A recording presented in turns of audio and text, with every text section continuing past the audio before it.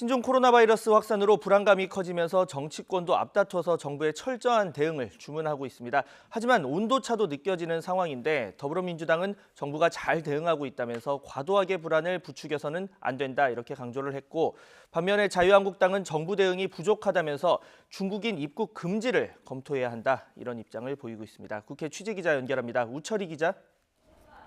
네, 국회입니다. 네, 정치권이 신종 코로나 바이러스에 대해서 대원 측에는 공감을 하면서도 미묘하게 다른 목소리를 내는 상황이죠. 네, 그렇습니다. 한 목소리로 철저한 대응을 주문하고 있습니다만 정부 대응에 대해서는 평가가 완전히 엇갈립니다. 더불어민주당은 국가의 최우선 임무는 국민의 생명과 안전을 보호하는 것이라 아무리 강력하게 대응해도 지나치지 않다면서 한치의 방심이 있어서는 안 된다고 강조했습니다. 이해찬 대표는 중국 우한 주변 방문객에 대한 전수조사를 검토할 필요가 있다면서도 문재인 정부 방역 대응이 매우 잘 되고 있는 만큼 과도하게 불안을 부추겨서는 안 된다고 꼬집었습니다. 반면 자유한국당은 정부의 대책 마련에 초당적으로 협력하겠다면서도 곳곳에서 대응에 미비점이 드러나고 있다고 비판했습니다. 황교안 대표는 청와대가 우한 폐렴 명칭 고치기에 신경 쓸 만큼 여유로운 상황이 아니라면서 중국인 입국 금지 청원자가 50만 명을 돌파한 사실을 무겁게 받아들여야 한다고 지적했습니다. 민주당은 신종 코로나 바이러스 대책 특위를 구성하고 정부 여당의 총력 대응을 강조하고 있는 반면에 한국당은 황교안 대표가 직접 서울시 보건환경연구원을 방문하는 등 현장 행보를 이어간다는 방침입니다.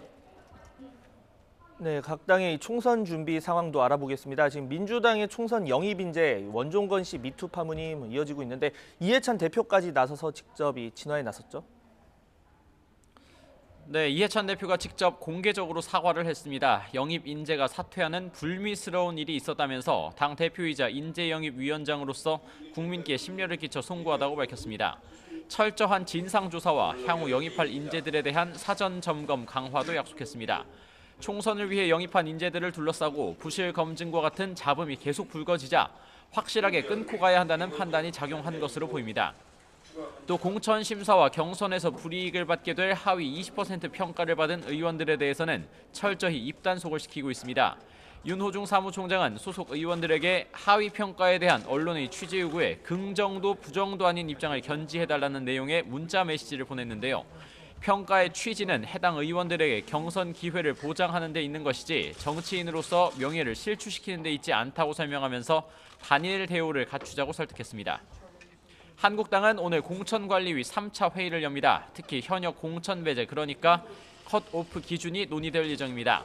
한국당 공천관리위는 이미 현역 의원들에 대해 여론조사를 실시하겠다고 밝힌 만큼 여론조사 등을 물갈이 밑바탕으로 삼아서 구체적인 기준들을 정할 전망입니다.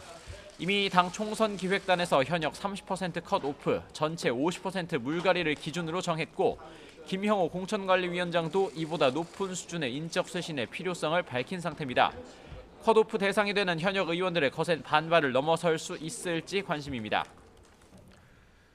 네, 이런 가운데 안철수 전 의원 저희도 조금 전에 이제 기자회견을 연결을 했었는데 바른미래당 탈당을 선언을 했지만 향후 플랜에 대해서 구체적으로 얘기하진 않았군요.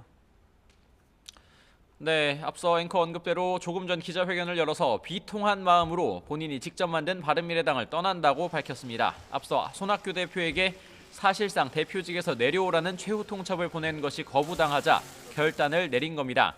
안 전 의원은 바른미래당을 재창당해 선공적인 실용적 중도정당의 길을 걷고자 했지만 불가능하다는 결론을 내렸다고 강조했습니다. 다만 독자적인 신당 창당에 나설지 아니면 또 다른 길을 갈지에 대해서는 즉답을 피했는데요. 주어지고 책임져야 할 일들을 감당하고자 한다면서 진심을 다해 우리 정치와 사회가 어떻게 바뀌어야 하는지 간절하게 호소하겠다고만 언급했습니다.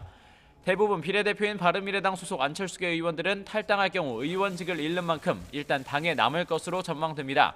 바른미래당 당권파와 호남계 의원들 역시 당에 남아 쇄신 방안을 고민한다는 계획입니다.